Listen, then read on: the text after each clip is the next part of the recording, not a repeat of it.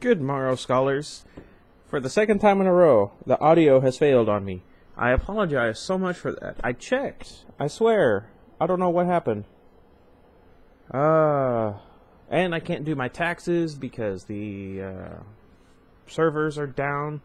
It's all very annoying.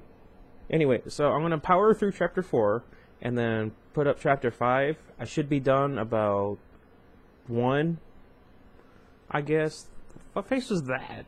Anyway, it took the Chimera nearly 5 days at its .4 cruising speed to cover the 350 light years between Merkur and Wayland. Excuse me. But that was alright because it took the engineers nearly that long to come up with a portable frame that would both support and nourish the Ysalamiri.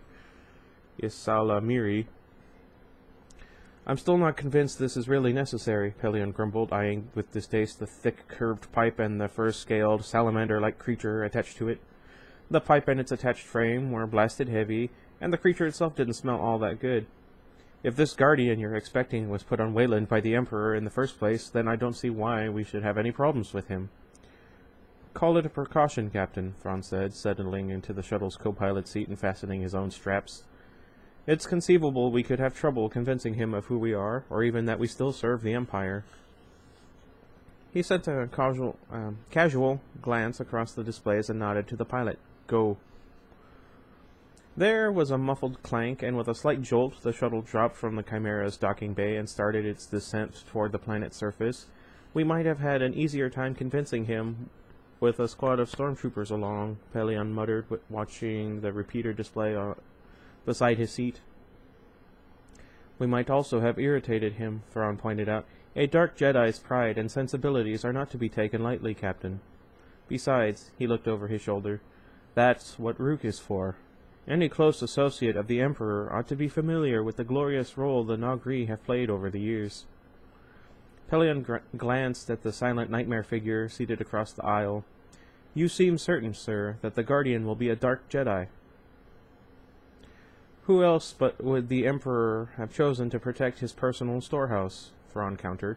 A legion of stormtroopers, perhaps, equipped with AT-ATs and the kind of advanced weaponry and technology you could detect from orbit with your eyes closed. Pelion grimaced.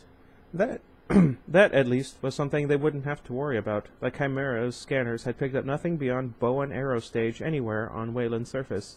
It wasn't all that much comfort. I'm just wondering whether the Emperor might have pulled him off Wayland to help against the rebellion. Thrawn shrugged. We will know soon enough. The gentle roar of the atmospheric friction against the shuttle's hull was growing louder now, and on Pelion's repeater displays, details of the planet's surface were becoming visible. Much of the area directly beneath them appeared to be forest, spotted here and there with large grassy plains. Ahead, occasionally visible through the haze of clouds, and a single mountain rose above the landscape. Is that Mount Tantus? He asked the pilot. Yes, sir, confirmed the other. The city ought to be visible soon. Right. Reaching surreptitiously to his right thigh, Pelion adjusted his blaster in its holster. Thrawn could be as confident as he liked, both in the Ysalamiri and in his own logic. For his part, Pelion still wished they had more firepower. The city nestled against the southwestern base of Mount Tantus. Was larger than it had looked from orbit, with many of its squat buildings extending deep under the cover of the surrounding trees. Thrawn had the pilot circle the area twice, and then put down in the center of what appeared to be the main city square, facing a large and impressively regal-looking building. Interesting, Thrawn commented, looking out the viewports as he settled his Ysalamir backpack onto his shoulders. There are at least 3 styles of architecture out there. Human, plus 2 different alien species. It's not often you see such diversity in the same planetary region, let alone side by side in the same city. In fact, that palace thing in front of us itself has incorporated elements from all 3 styles. Yes, Pelion agreed absently, peering out the viewports himself. At the moment, the buildings were of far less interest to him than the people the lifeform sensors said were hiding behind and inside them. Any idea whether those alien species are hostile towards strangers? Probably, Thrawn said, stepping to the shuttle's exit ramp, where Rook was already waiting. Most alien species are. Shall we go? No one shot at them as they reached the ground and took a few steps away from the shuttle, nor did anyone scream, call out, or make any appearance at all. Shy, aren't they? Pelion murmured, keeping his hands on his blaster as he looked around. Understandably, Thrawn said, pulling a megaphone disc from his belt. Let's see if we can persuade them to be hospitable. Cupping the disc in his hand, he raised it to his lips. I seek the guardian of the mountain, his voice boomed across the square, the last syllable echoing from the surrounding buildings. Who will take me to him? The last echo died away into silence. Thrawn lowered the disc and waited, but the seconds ticked by without any response. Maybe they don't understand basic, Pelion suggested doubtfully. No, they understand, Thrawn said coldly. The humans do, at any rate. Perhaps they need more motivation. Sorry. He raised the megaphone again. I seek the guardian of the mountain, he repeated. If no one will take me to him, this entire city will suffer. The words were barely out of his mouth when, without warning, an arrow flashed toward them from the right. It struck Thrawn in the side, barely missing the Ysalamir tube wrapped around his shoulders and back, and bounced harmlessly off the body armor hidden beneath the white uniform. Hold, Thrawn ordered as Rook leaped to his side, blaster at the ready. You have the location? Yes, the Nagri stated, his blaster pointed at a squat two-story structure a quarter of the way around the square from the palace. Good, Thrawn raised the megaphone again. One of your people has just shot at us. Observe the consequences. Lowering the disc again, he nodded to Rook. Now. And with the tight grin of his needle teeth, Rook proceeded quickly and carefully and scientifically to demolish the building. He took out the windows and the doors first, putting perhaps a dozen shots through them to discourage any further attack. Then he switched to the lower floor walls. By the 20th shot, the building was visibly trembling on its foundations. A handful of shots into the upper floor walls, a few more into the lower, and with a thunderous crash, the building collapsed in on itself. Thrawn waited until the sound of the crunching masonry had died away before raising the megaphone again. Those are the consequences of defying me, he called. I ask once more who will take me to the guardian of the mountain. I will, a voice said from their left. Pelion spun around. The man standing in front of the palace building was tall and thin, with unkempt gray hair and a beard that reached almost to the middle of his chest. He was dressed in shin-laced sandals and an old brown robe, with a glittering medallion of some sort half hidden behind the beard. His face was dark and lined and regal to the point of arrogance as he studied them. Now, I mentioned this before, but since I already know, that description remind you of anybody?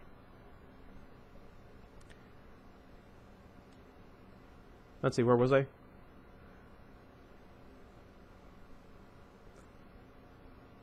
His face was dark and lined and regal to the point of arrogance as he studied them, his eyes holding a mixture of curiosity and disdain. You are strangers, he said, the same mixture in his voice. Strangers, he glanced up at the shuttle towering over them. From off-world. Yes, we are, Thrawn acknowledged. And you? The old man's eyes flicked to the smoking rubble Rook had just created. You destroyed one of my buildings, he said. There was no need for that. We were attacked, Thrawn told him coolly. Were you its landlord? The stranger's eyes might have flashed at the distance. Pelion couldn't say for certain. I rule, he said, his voice quiet but with menace beneath it. All that is here is mine. For a handful of heartbeats, he and Thrawn locked eyes. Thrawn broke the silence first. I am Grand Admiral Thrawn, warlord of the Empire. Servant of the Emperor, I seek the guardian of the mountain. The old man bowed his head slightly. I will take you to him. Turning, he started back toward the palace. Stay close together, Thrawn murmured to the others as he moved to follow. Be alert for a trap. No more arrows came as they crossed the square and walked under the carved keystone archway framing the palace's double doors. I would have thought the guardian would be living in the mountain, Thrawn said as their guide pulled open the doors.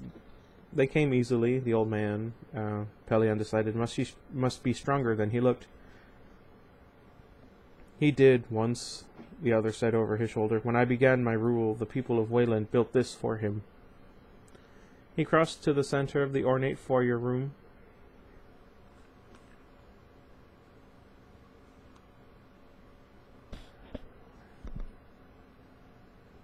Let's see, where was I? Halfway to another set of double doors and stopped. Leave us, he called. For a split second, Pelion thought the old man was talking to him.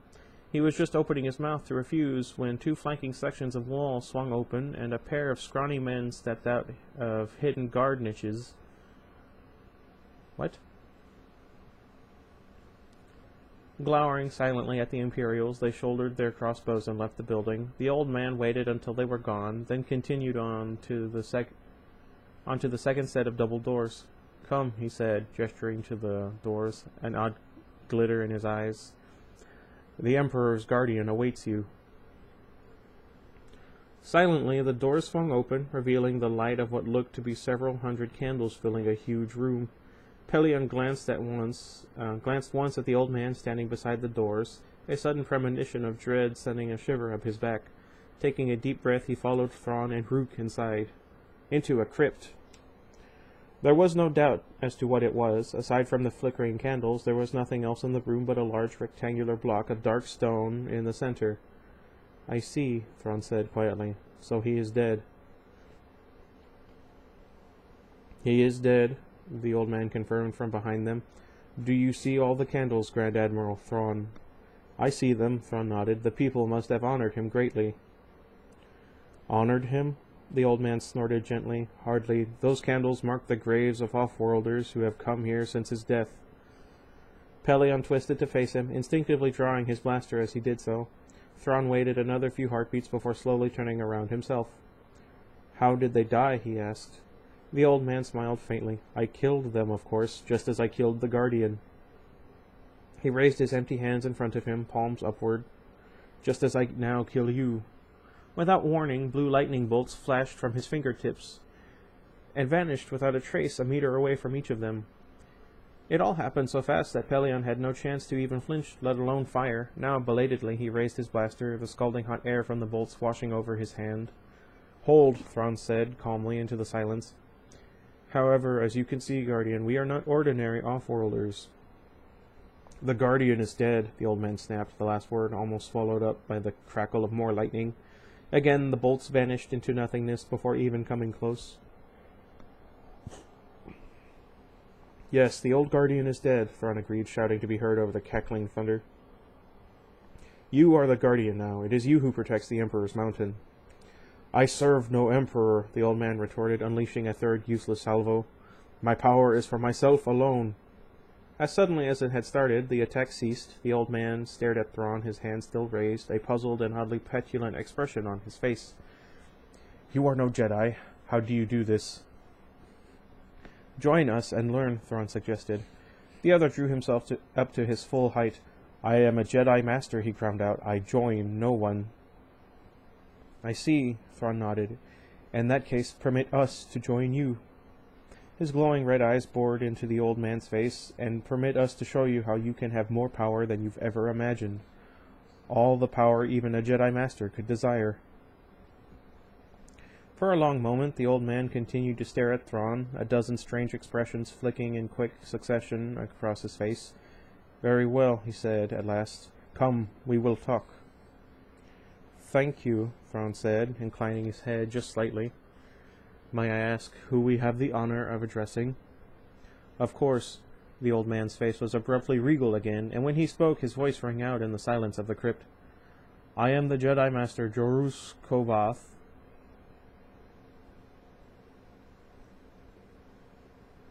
Pelion inhaled sharply, a cold shiver running up his back.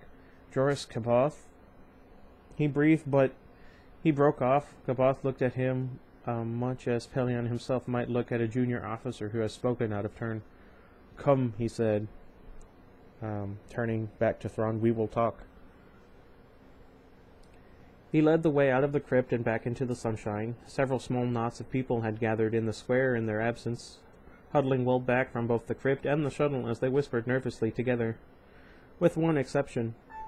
Standing directly in their path, a few meters away, was one of the two guards Kaboth had ordered out of the crypt. On his face was an expression of barely controlled fury. In his hands, cocked and ready, was his crossbow.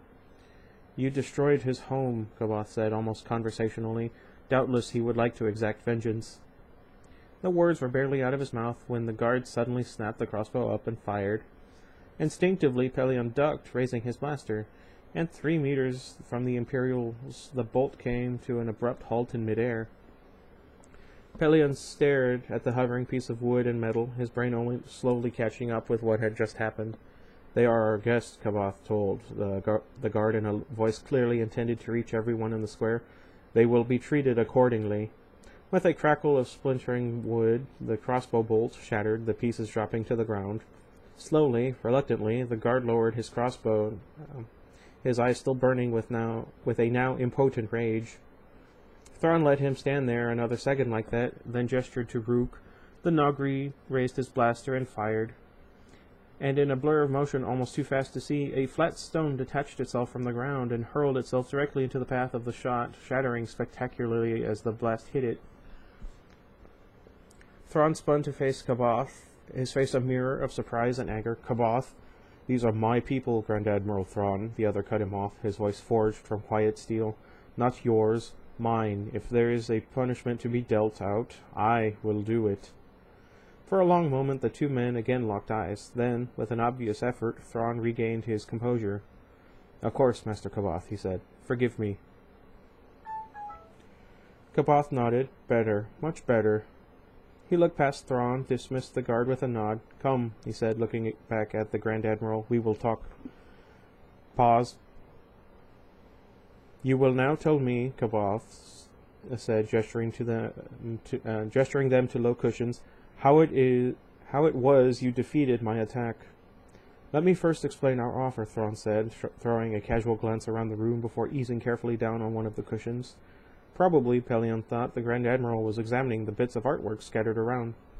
"I believe you'll find it—" "You will now tell me how it was you defeated my attack," Kaboth repeated. A slight grimace, quickly suppressed, touched Thrawn's lips. "It's quite simple, really." He looked up at the Ysalamir wrapped around his shoulders, reaching a finger over to gently stroke its long neck. "These creatures you see on our backs are called Ysalamiri. They're sessile, tree-dwelling creatures from a distant third-rate planet, and they have an interesting and possibly unique ability. They push back the Force." Kaboth frowned. "What do you mean, push it back?" "They push its presence out away from themselves," Thrawn explained, "much the same way a bubble is created by air pushing outward against water. A single Ysalamir can occasionally create a bubble as large as 10 meters across. A whole group of them reinforcing one another can create much larger ones." "I've never heard of such a thing," Kaboth said, staring at Thrawn's Ysalamir with an almost childlike intensity.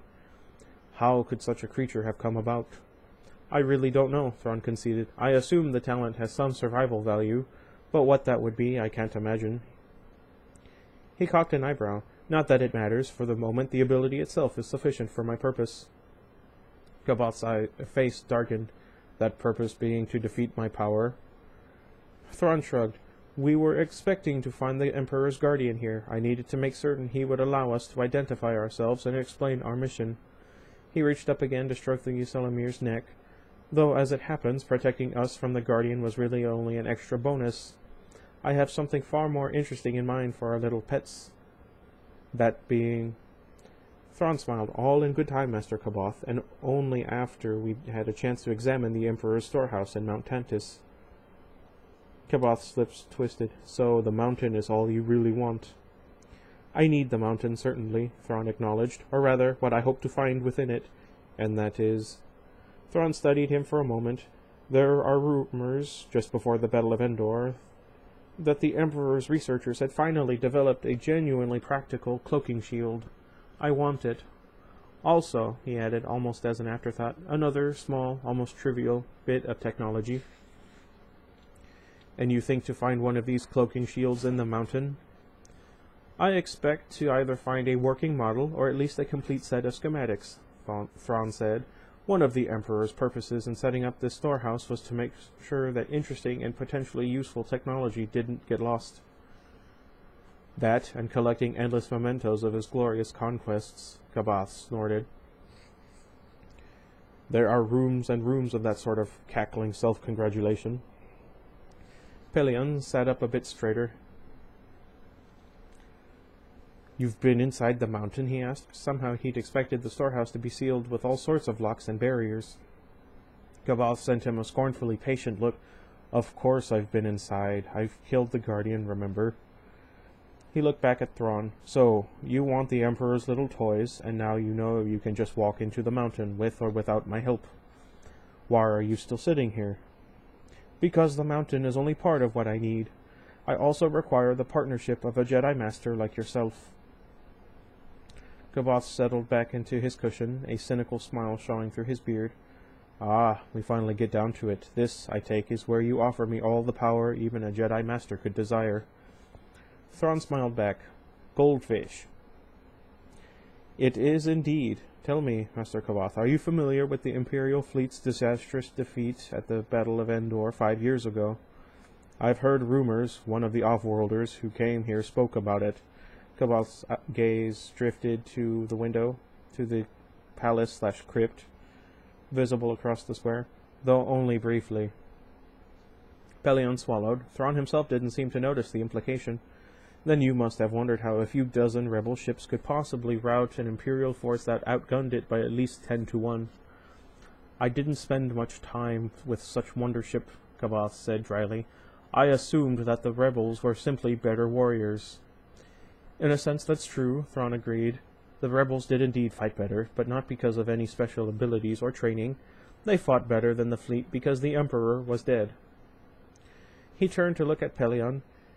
You were there, Captain. You must have noticed it. The sudden loss of coordination between crew members and ships, the loss of efficiency and discipline, the loss, in short, of that elusive quality we call fighting spirit. There was some confusion, yes, Pelion said stiffly. He was starting to see where Thrawn was going with this, and he didn't like it a bit. But nothing that can't be explained by the normal stresses of battle. One blue-black eyebrow went up, just slightly. Really? The loss of the Executor, the sudden, last-minute TIE fighter incompetence that brought about the destruction of the Death Star itself, the loss of 6 other Star Destroyers and engagements that none of them should have had trouble with, all of that nothing but normal battle stress? The Emperor was not directing the battle, Pelion snapped with a fire that startled him. Not in any way. I was there, Admiral. I know. Yes, Captain, you were there, Thrawn said, his voice abruptly hard, and it is time you gave up your blindfold and faced the truth, no matter how bitter you find it. You had no real fighting spirit of your own anymore.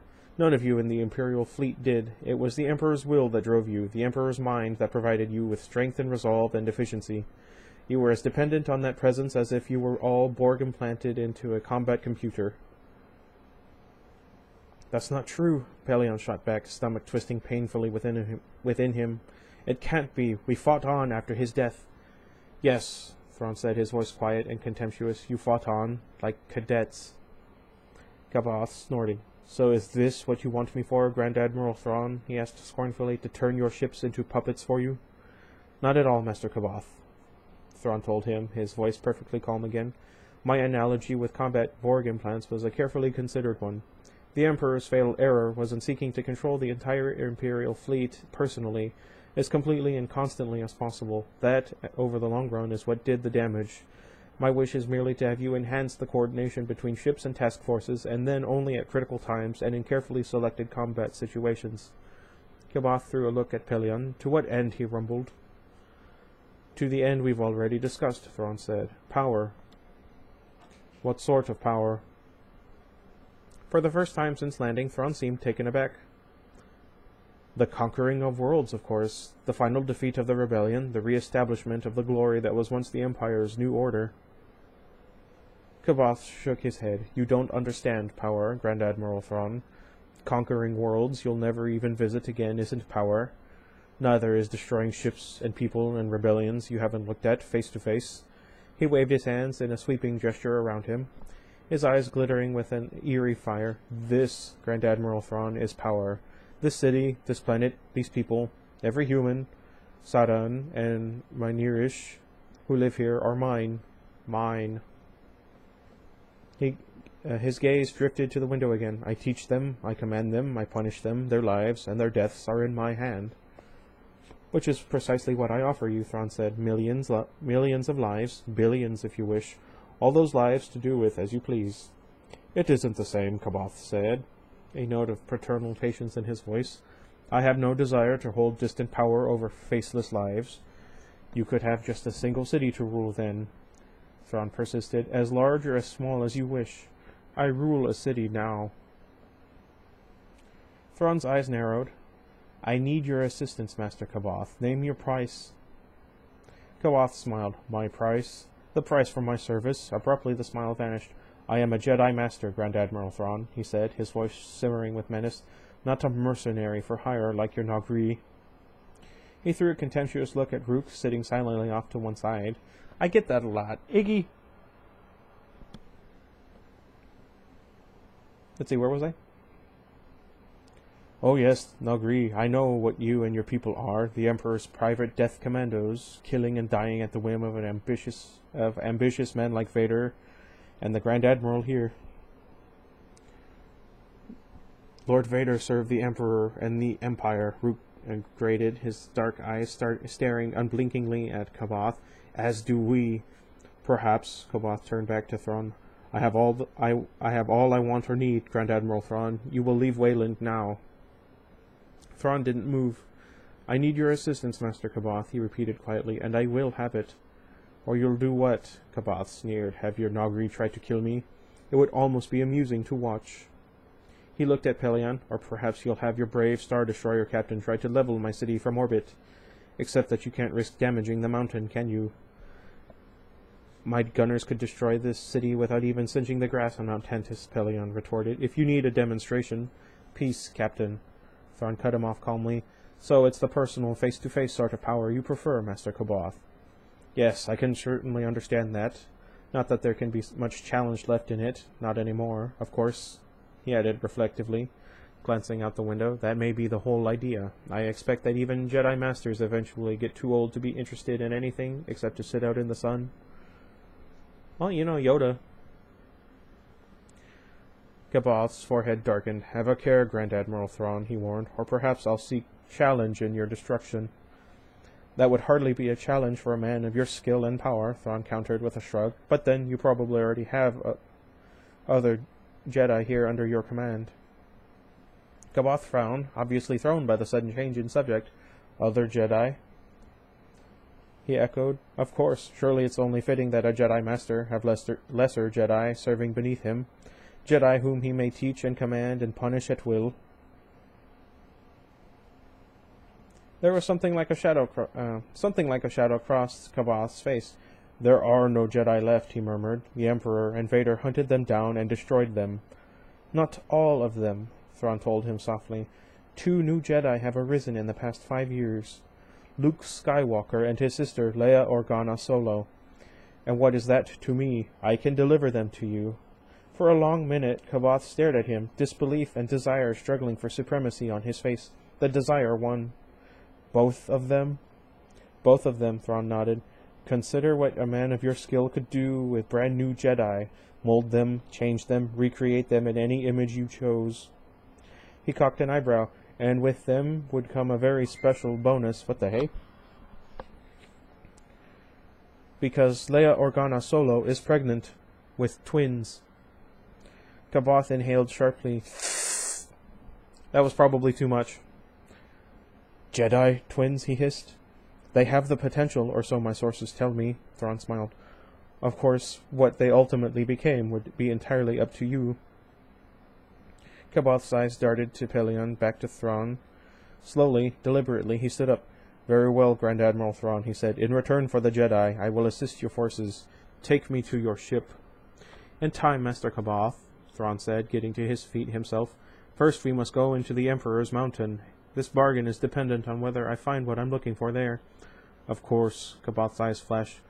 Let us both hope, he said warningly, that you do. It took 7 hours of searching through a mountain fortress much larger than Pellaeon had expected, but in the end they did indeed find the treasures Thrawn had hoped for. the cloaking shield, and that other small, almost trivial, bit of technology. The door to the Grand Admiral's command room slid open.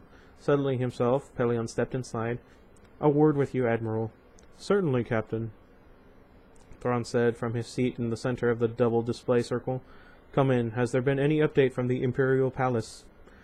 "No, sir, not since yesterday," Pelion said as he walked to the edge of the outer circle, silently rehearsing one last time how he was going to say this. I can request if you'd like." "Probably unnecessary." Thrawn shook his head. "It looks like the details of the Bimisari trip have been more or less settled. All we have to do is alert one of the commando groups, Team 8, I think, and we'll have our Jedi." "Yes, sir," Pelion braced himself. "Admiral, I have to tell you that I'm not convinced dealing with Kavoth is a good idea. To be perfectly honest, I don't think he's entirely sane." Thrawn cocked an eyebrow. "Of course he's not sane, but then he's not Joruus Kavoth either." Pelion felt his mouth fall open. "What?" "Joruus Kavoth is dead," Thrawn said. "He was one of the 6 Jedi Masters aboard the Old Republic's outbound flight project. I don't know if you were highly enough placed back then to have known about it. I heard rumors," Pelion frowned. Thinking back, "some sort of grand effort to extend the Old Republic's authority outside the galaxy, as I recall, launched just before the Clone Wars broke out. I never heard anything more about it." "That's because there wasn't anything more to be heard," Thrawn said evenly. "It was intercepted by a task force outside the Old Republic space and destroyed." Pelion stared at him, a shiver running up his back. "How do you know?" Thrawn raised his eyebrows. "Because I was the Force's commander. Even at that early date, the Emperor recognized that the Jedi had to be exterminated. 6 Jedi Masters aboard the same ship was too good an opportunity to pass up." Pelion licked his lips, but then... "Who is it we've brought aboard the Chimera?" Thrawn finished the question for him. "I should have thought that obvious. Joruus Kavoth. Note the telltale mispronunciation of the name Joruus. Is a clone." Pelion stared at him. "A clone?" "Certainly," Thrawn said. "Created from a tissue sample, probably sometime just before the real Kavoth's death. Early in the war, in other words," Pelion said, swallowing hard. "The early clones, or at least those the fleet had faced, had been highly unstable, both mentally and emotionally, sometimes spectacularly so." "And you deliberately brought this thing aboard my ship?" he demanded. "Would you rather we have brought back a full-fledged Dark Jedi?" Thrawn asked coldly. "A second Darth Vader, perhaps, with the sort of ambitions and power that might easily lead him to take over your ship? Count your blessings, Captain." "At least a Dark Jedi would have been predictable," Pelion countered. "Kavoth is predictable enough," Thrawn assured him, "and for those times when he isn't." He waved a hand at the half-dozen frameworks encircling his command center. "That's what the Ysalamiri are for." Pelion grimaced. "I still don't like it, Admiral. We can hardly protect the ship from him while at the same time having him coordinate the fleet's attacks." "There's a degree of risk involved," Thrawn agreed, "but risk has always been an inescapable part of warfare. In this case, the potential benefits far outweigh the potential dangers." Reluctantly, Pelion nodded. He didn't like it, was fairly certain he would never like it, but it was clear that Thrawn had made up his mind. "Yes, sir," he muttered. "You mentioned a message to Team 8. Will you be wanting me to transmit that?" "No, I'll handle it myself," Thrawn said, smiled sardonically. "Their glorious leader and all that, you know how Nagri are. If there's nothing more..." It was clearly a dismissal. "No, sir," Pelion said. "I'll be on the bridge if you require me." He turned to go. "It will bring us victory, Captain," the Grand Admiral called after him. "Quiet your fears and concentrate on that. If it doesn't kill us all." "Yes, sir," Pelion said aloud and left the room. Alright, sorry about that. Hey, at least this one was 2 minutes shorter than the original one, I think. It should be. Anyway, I don't know why I keep having problems. Don't worry. Everything will be sorted out. I'm not giving up. Power on through. And we'll get through this. Thank you guys for watching. I'm really sorry I wasted your time. Forgive me. And until next time. Goodbye, everybody. I messed that up.